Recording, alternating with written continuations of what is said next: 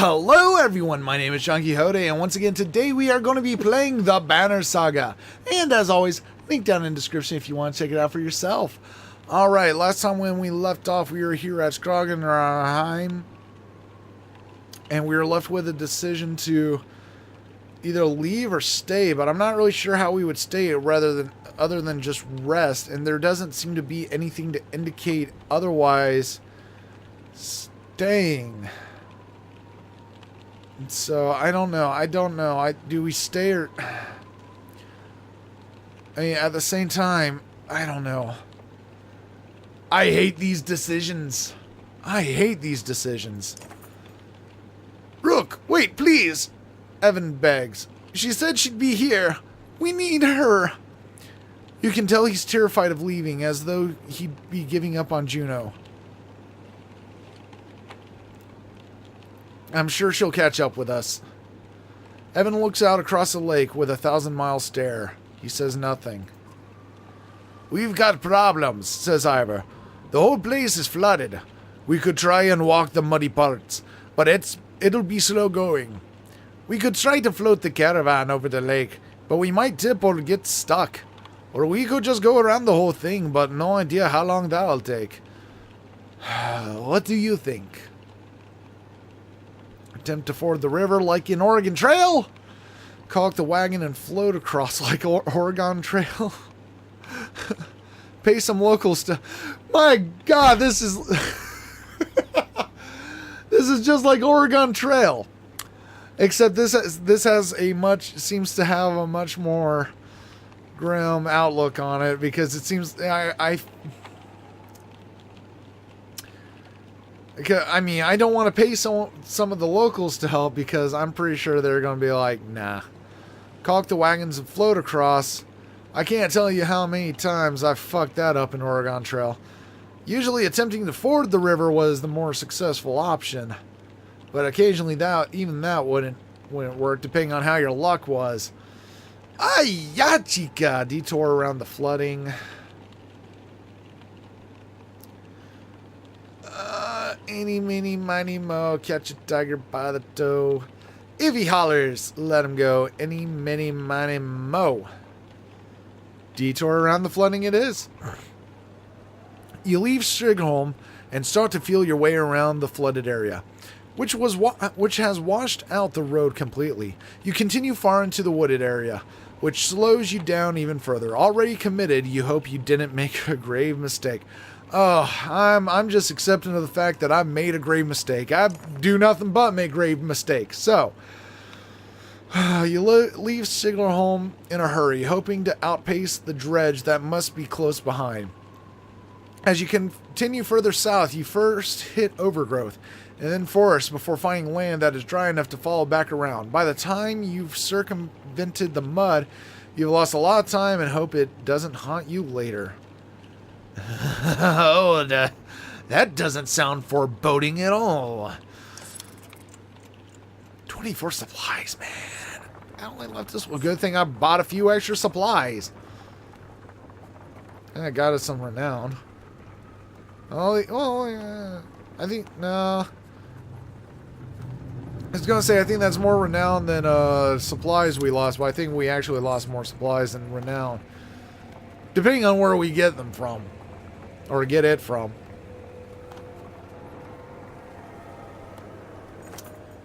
A woman's stifled screams failed to overly concern anyone. It was only a matter of time before the expectant mother gave birth. The caravan is simply excited by the first sign of new life since the trip began.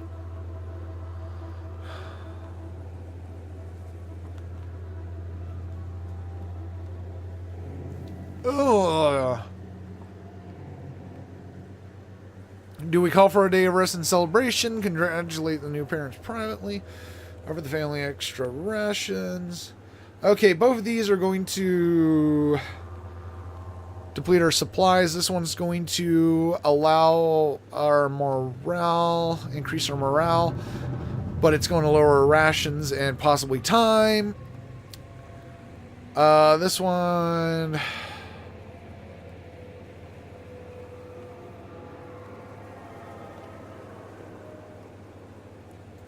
Let's try it. When the baby's cries replace the mother's, the entire caravan cheers. You raise your drink to the family saying, tomorrow we rest and feast to strength and long life. Again, everyone cheers, glad to forget their worries for a small time. Morale improved, lost in supplies, but got some renown. Like I said, I told you we'd get some renown. We lost a lot of supplies. We lost a lot of supplies in that whole exchange. Oh, I hope we come across a town or some people willing to give up their shit. That looks like it might be a town. Don't you A scout returns with a nearly frozen child. I almost stepped on her in the snow. Looks like she must have been running from something, he says. Patches of blue mottled hair mottled her pale skin, but her chest rises and falls ever so slightly. Even just carrying her along could kill her in a state like this, says a woman. Well, that's a pretty gruffly woman there, have a voice like that. We could be in danger here, points out another.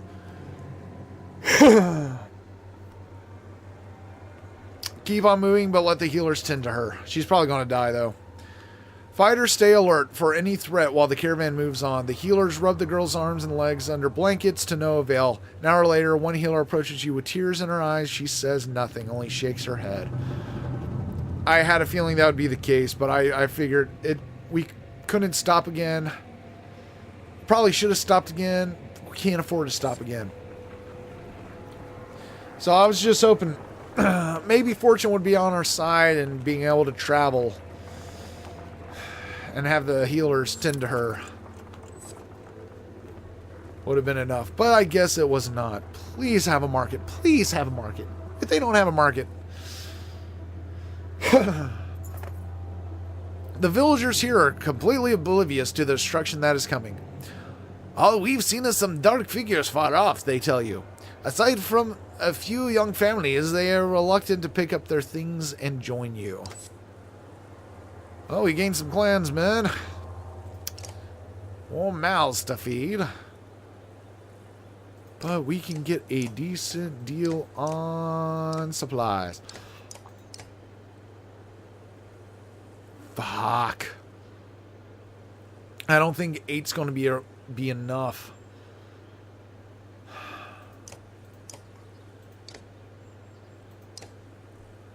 $11 should be, though. Okay. At least got some renown from earlier, so I guess that 15 renown was worth it. That 15 renown was worth it.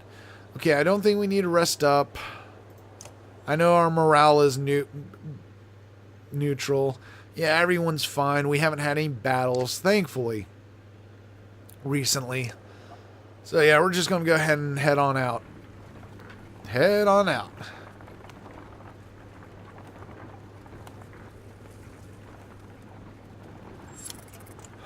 -7 supplies. Oh, great. We're now doing 7 supplies instead of 6. What is that? Oh, is that another godstone? Stop!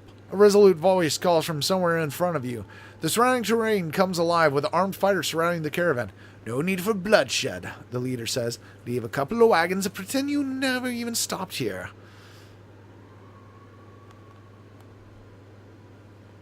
How about you leave what you've got instead? The counteroffer takes the leader by surprise for a moment. We don't have time for this nonsense. We don't have time for this nonsense, hisses Odleaf. Loosen an arrow before anyone can react, and the brigand leader falls over in a spray of blood. Something sinister in the way, Crummer laughs about this turn of events, convinces the rest of the brigands to give up on their errand and beat a hasty retreat. I like you, girl. I like your girl, Rook, he says, to which Odleaf gives him a dirty look. Yay! Small victory. Small victory there. Morale decline. Bad morale. A boy has gone missing from the caravan, along with a good number of supplies. The boy's younger brother begins to sob. Some men in the woods made us. Said we had to give them food or they'd kill us. Don't tell nobody. My brother went over there. He points. Lead a war party.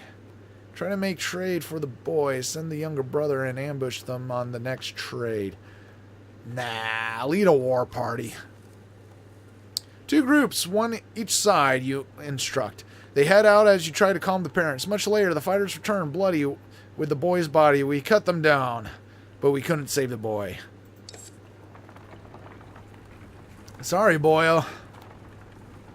Sorry, boyo. Times, they are not kind. These times are not kind.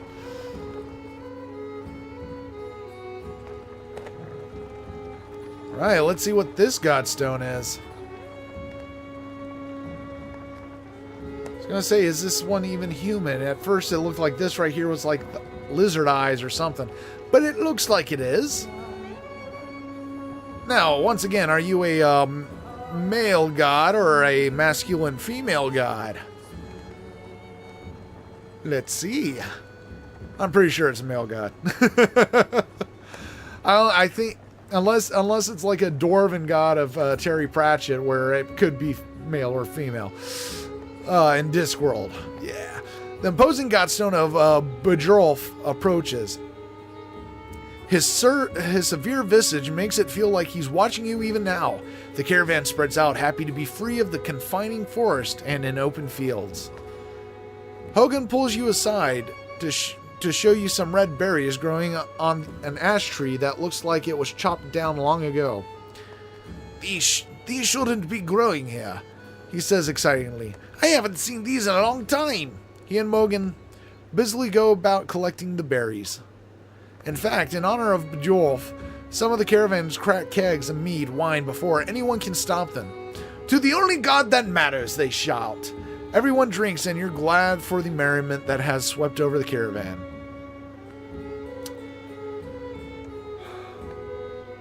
Let's see, collect berries, inspect the godstone. So far we've inspected all the godstones, so let's inspect this one. You look up at the godstone.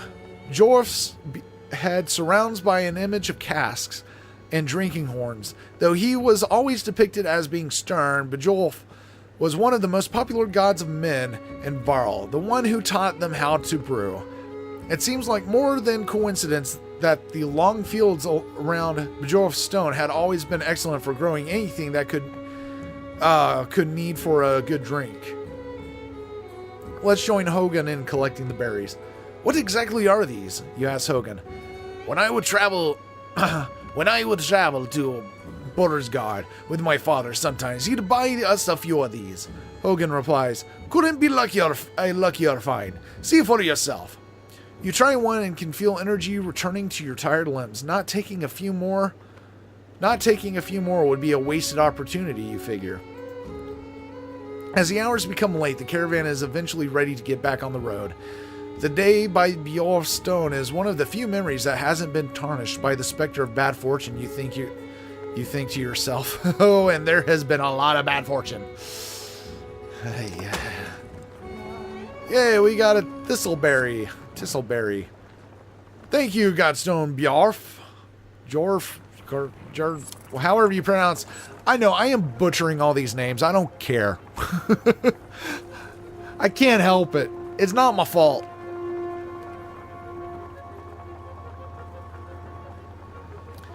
But we're on our way to Rinneviker. You notice most of the Varl pacing while others sleep. Their brief conversations with each other and other clansmen grow shorter and sharper. Go away! Roars one Varl at a young girl asking him too many questions. All the clansmen stop and stare. Break the tension by making a joke, and I'm impressed you've kept it together this long. Send the Varl ahead in the caravan to put some space between you. What is wrong with you? I'm impressed you've kept it together this long. The Varl's embarrassment slowly morphs into irritation. Damn it. We endure many pains, he says, sneering at the gawking crowd.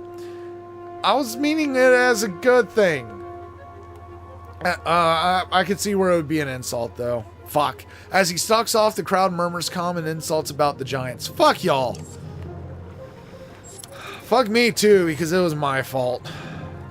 Rainvik is more of a smattering of farmhouses than a proper town. Though judging by stray dredge stalking through empty fields, it is barely even that anymore.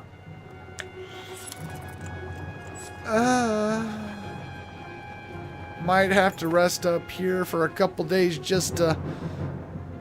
after a fight, it looks like. Looks like we're going to be able to rest after a fight. Rendavik comes and goes as a long series of farmhouses, abandoned and crawling with dredge. The farmers have probably already fled to Barsgard. You try to hurry past, but are eventually spotted. Dredge start ambling in your direction. What is that? Points out Odleaf, up near one of the longhouses. In the distance, a large person, clothes seemingly covered in blood, is cursing loudly and stumbling about. He staggers into a longhouse, laughing. The dredge heading your direction turn back, roaring, and begin to pound on the longhouse door. They seem to be holding a grudge against this particular person. You doubt the door will hold long. Rush to help.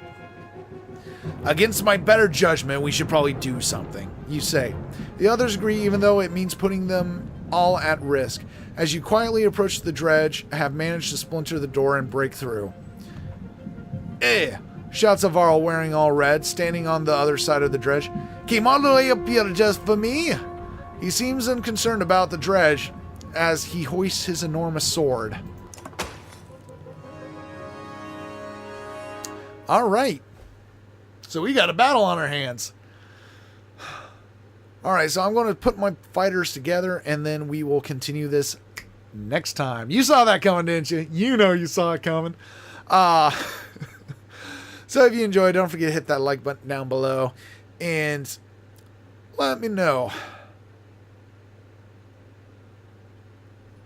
who to go along with Sigbjorn. Who do you think I should put along with him? Who would be your team at this point?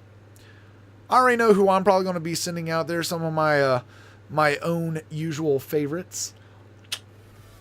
But yeah, I want to know who you would choose to send out there. Alright, and don't forget to subscribe if you haven't already. Daily uploads 3 p.m. Eastern Standard Time every day. And as always, I hope you have a wonderful day, and I'll see you in the next video. Bye!